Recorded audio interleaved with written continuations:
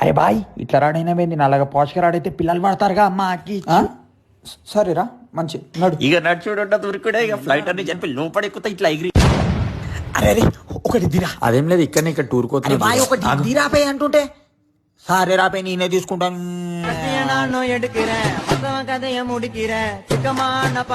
Okay bye. ఏమైందిరా?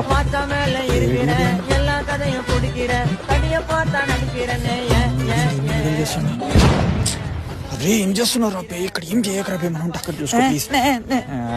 సరే రాపే వస్తున్నా.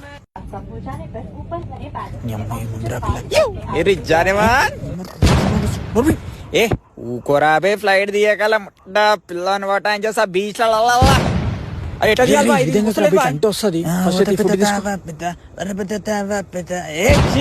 ఇవెట్టిరేంద్రా బేని బిర్యానీ అనుకున్నా.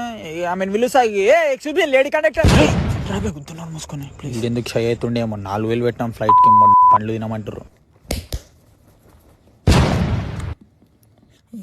ఓపెన్ చేసి చూస్తారు. నీ అమ్మ ఇంత గట్టి చేసిరేంద్ర, జంగు పట్టేసినట్టున్నారు. అరే నీ అమ్మ 4,000 తీసుకొని అద్దం తెరవని సీట్ ఇచ్చారు, బెడ్ తలబెట్టి చూడాలంటే ఎట్లా? Conductor open the door.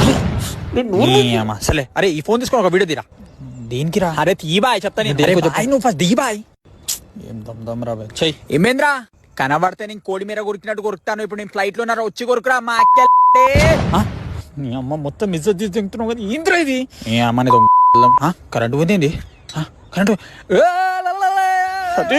ఎందుకు ఇట్లా చేస్తున్నావు? అరే కరెంట్ పోయి చూసి నడపమని చెప్తున్నారా నాయన. నీ అమ్మ ఏం దమ్ చేస్తారా? అరే ఒకసారి ఆ పిల్లని ఎక్స్క్యూజ్ మీ రా. దేనికి రాబాయ్? ఏ పిలువు రాబాయ్.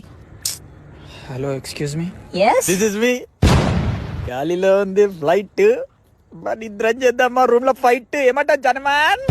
వాట్? Sorry nothing. నీ అమ్మ ఏం మాట్లాడుతూ పేరు మిలింగ్ అమ్మోడని చూస్తుండా. ఇలా వాళ్ళకి ఇచ్చారు. ఈ ఫోన్ తీసుకో, అక్కడ నుంచి నడుచుకుంటా స్లో మోషన్ లా. నీ అమ్మ ఇందాక సాంగ్ పెట్టి కాలు మొక్కమంటే ఫ్లైట్ కన్నా నువ్వే బాధపడుతుంది. ఎక్కడి నుంచి సౌండ్లు వస్తున్నాయి? నా పక్కన ఇదే చిప్రికాలు కూర్చున్నా ఫ్లైట్